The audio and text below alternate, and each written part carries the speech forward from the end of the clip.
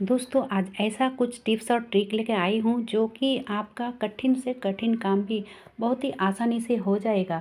मछली काटने का तो बहुत ही नया तरीका मैं दिखाने वाली हूँ जो कि आपका चाकू छुरी कुछ भी नहीं लगेगा और घंटों का काम मिनटों में हो जाएगा। हेलो दोस्तों, वेलकम बैक मेरे चैनल पे आप सबका बहुत बहुत स्वागत है। तो चलिए देरी ना करके वीडियो को शुरू किया जाए। तो सबसे पहले ट्रिक है दोस्तों, यहाँ पे मैंने लिया है एक बाउल और उसमें डाल दिया है 1 कप पानी। ठीक है, नॉर्मल पानी। और उसमें मैंने डाल दूँगी 2 टैबलेट की गोलियाँ। जो घर में एक्सपायर टैबलेट होती है ना, तो उसी को ही मैंने डाला है। अगर एक्सपायर टैबलेट है तो आप उसका इस्तेमाल कीजिए। और इसमें मैंने डाल दिया 1 ढक्कन करीब विनीगर। अगर आपके घर में एक विनीगर नहीं है तब भी चलेगा, आप विनीगर के बदले में आप नींबू भी डाल सकते हो। ठीक है, और उसमें मैंने डाला है 1 चम्मच नमक। जो नमक हम खाने में इस्तेमाल करते हैं ना, वही नमक। आप देखिए ये टैबलेट ना बहुत ही आसानी से गल जाता है। और इस तरह से मैंने हिला लिया है या और इसको अच्छे से मिला लिया है। आप देखिए दोस्तों, ये जो बर्नर है कभी कभी क्या होता है, अच्छे से जलता नहीं है और जो छेद है वो बंद हो जाती है, तो उसके लिए इसको क्लीन भी करना पड़ता है और काले भी पड़ जाते हैं। तो दोस्तों इस तरह से ना मैं इसको 5 से 10 मिनट करीब भिगो के रखना चाहिए। उसके बाद इसका करूँगी सफाई। तो मैंने लिया है एक वेस्ट ब्रश। जो ब्रश हम एक तरफ रखते हैं ना, यूज किया हुआ ब्रश, तो वही है। और उसकी मदद से आप कर सकते हो या फिर आप स्क्रबर की मदद से भी इस तरह से कर सकते हो। बहुत ही आसानी से ये क्लीन हो जाता है और आपकी जो बर्नर की जो छेद है ना वो भी क्लीन हो जाएगी। और फिर देखिए ये अच्छे से अगर क्लीन ना हो, यानी कि एकदम से चकाचक ना हो, तो उसके लिए भी एक ट्रिक है। तो आप इस तरह से भी कर सकते हो। जैसे कि मैंने यहाँ पे लिया है दिया। ठीक है, आपके घर में जो यूज किया हुआ दिया है ना, आप उसका भी यूज़ कर सकते हो, उसका भी इस्तेमाल कर सकते हो। तो पहले की वीडियो में आपने शायद देखा होगा, मैंने दिए को कूट कर पाउडर तैयार करके रखा था, या फिर आप ग्रेटर की मदद से ग्रेट करके भी ये पाउडर को तैयार करके रख सकते हो। और ये जो दिए की जो पाउडर है ना, बहुत ही काम की है। क्योंकि अगर इस तरह की चीज़ों को आप थोड़ा सा रगड़ोगे तो ये एकदम से नए जैसे हो जाएगा। आप करोगे तभी आपके समझ में आएगा कि ये कितना काम का चीज़ है। ठीक है, ये देखिए दोस्तों, मैंने अभी आपको लाइव दिखा रही हूँ और इसको धो के भी दिखा रही हूँ। जो कि मैंने एक्सपायरी टैबलेट और विनीगर में जो भिगो के रखा था ना, उससे भी कहीं ज़्यादा इस डस्ट से क्लीन होता है। जैसे कि आप देख सकते हो, अगर आपके बर्नर लोहे की है तो वो काले ही रहेंगे, लेकिन चकाचक हो जाएगा। अगर पीतल की है तो ज़रूर ये ऐसे हो जाएगा। और उसी पानी से ना मैंने इस ओवन को भी पोंछ लिया है, जिस पानी को मैंने तैयार किया था। तो इस तरह से आप ओवन या फिर बर्नर को क्लीन कर सकते हो। बहुत ही अच्छा तरीका है। चलिए अब देख लेते हैं अगली ट्रिक। तो यहाँ पे देखिए मैंने लिया है एक मिक्सर जार, और मिक्सर जार में मैंने डाल दिया 1 चम्मच नमक। ठीक है, 1 चम्मच नमक डालने के बाद उसमें मैं डालूँगी नींबू के रस। तो नींबू के रस को मैं इस तरह से डाल दिया, और ये जो छिलके हैं इसको भी फेंकूंगी नहीं, ये भी बहुत ही काम की चीज़ है। तो छोटे छोटे टुकड़े में इसको कट करूंगी, जैसे कि आप वीडियो में देख रहे हो। ठीक है, अब उसको भी मैंने डाल दिया छोटे छोटे पीसेस करके, और थोड़ा सा इसमें मैंने डाल दूंगी विनीगर। अगर आपके पास विनेगर नहीं है तो वो स्किप कर सकते हो आप। चलिए, ये जो टैबलेट की पैकेट होती है ना, सख्त वाली जो टैबलेट की पैकेट होती है, तो उसी सख्त वाली पैकेट को ही मैंने छोटे छोटे टुकड़े में कट किया है।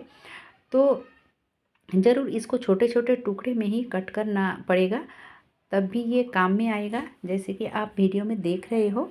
ये देखिए, अब चलिए इसको करूँगी क्या कि थोड़ा सा डाल दूँगी पानी। एकदम थोड़ा सा मैंने पानी डाला है। अब इसकी ढक्कन को बंद कर लिया। अब इसको चला लूँगी।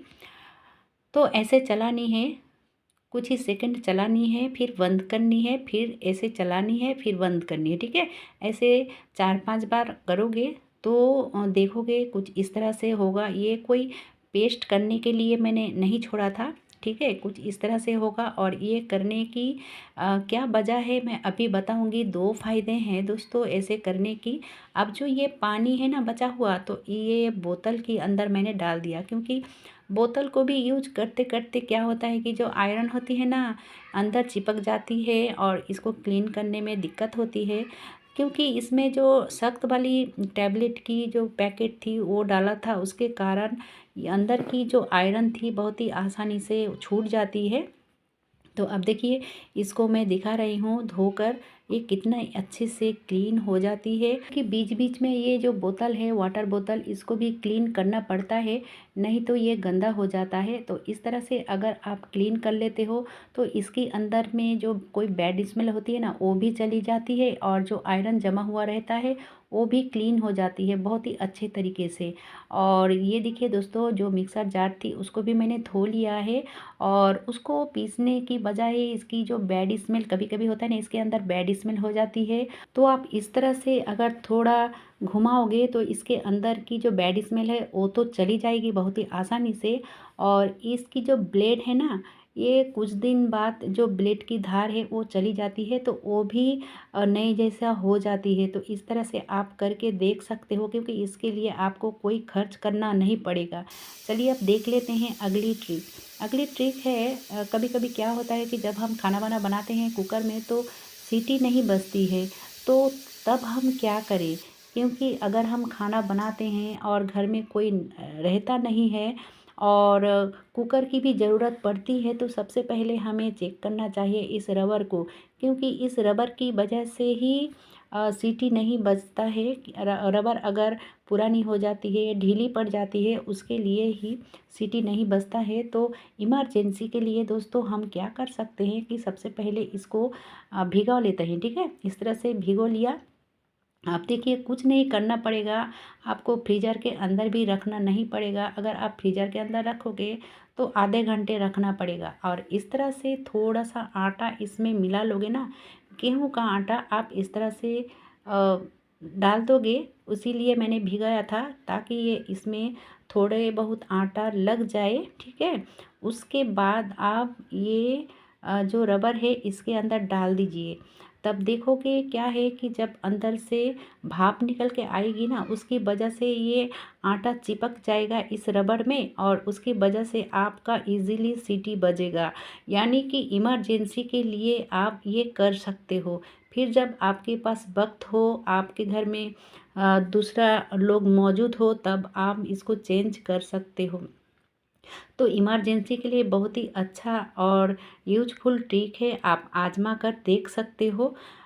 तो कैसा लगा दोस्तों ये ट्रिक? अगर अच्छा लगा है तो एक लाइक ज़रूर कीजिएगा। चलिए देख लेते हैं अब अगली ट्रिक, जो नई गृहिणी हो, नए नए संसार में आई हो, उनके लिए बहुत ही हेल्पफुल हो सकती है आज की ये ट्रिक। तो ये जो मछली है आप देख सकते हो, और जो कि ये अभी अभी जिंदा है, और इसको कट करने में बहुत किसी का दिक्कत होती है। तो चाकू छुरी कुछ भी नहीं लगेगा दोस्तों। ये जो कटर है ना, इसकी मदद से आप इतना आसानी से और इतना जल्दी इसकी जो आँच है छुड़ा सकते हो कि आप सोच भी नहीं सकते हो। कभी नहीं किया हुआ है या फिर नहीं देखा होगा तो आप ज़रूर इसको ट्राई करके देखिएगा। और एक बार करोगे ना तो आप बार बार ही करना चाहोगे इस तरह से। ठीक है, तो आप करके देखो तभी समझ में आएगा। और ये तो सिर्फ आँच छुड़ाने की बात है, लेकिन यही नहीं, आप देखते रहिए कि मछली की जो ये वाला पार्ट होती है ना, तो इसको भी हम चाकू छुरी के बिना ही कट कर सकते हैं। जैसे कि मैंने कैंची की मदद से इसको कट कर रही हूँ, क्योंकि मेरे हिसाब से हर किसी को किचन में एक कैंची रखना चाहिए, ताकि इस तरह की काम हम कर सकें। ये देखिए दोस्तों, इस तरह से अगर आप करोगे तो आपका जो हाथ कटने की चांसेस है ना एकदम से नहीं रहेगी, कोई डर नहीं रहेगा। आप इस तरह से कर सकते हो, छोटा बड़ा मछली कोई भी मछली आप कट कर सकते हो। ठीक है, देखिए दोस्तों, बहुत किसी को समझ में नहीं आता है कि इसको कैसे धोना चाहिए, लेकिन दोस्तों इसको कम से कम 7 बार धोना चाहिए। और उसकी बीच में आप एक बार इस तरह से नमक देकर इस तरह से हाथों की मदद से ऐसे करोगे ना तो इसकी अंदर की जो आँस है ना बहुत ही आसानी से निकल जाती है, यानी कि जितना बैड स्मेल होती है वो निकल जाती है। तो ज़रूर एक बार नमक डालकर इस तरह से रगड़ कर फिर अच्छे से वॉश करना चाहिए, ठीक है। तब देखो कि इसमें कोई भी बैड स्मेल नहीं रहेगी। कैसे लगा दोस्तों आज का ये वीडियो? अच्छा लगा है तो लाइक शेयर सब्सक्राइब करना बिल्कुल ना भूले। धन्यवाद।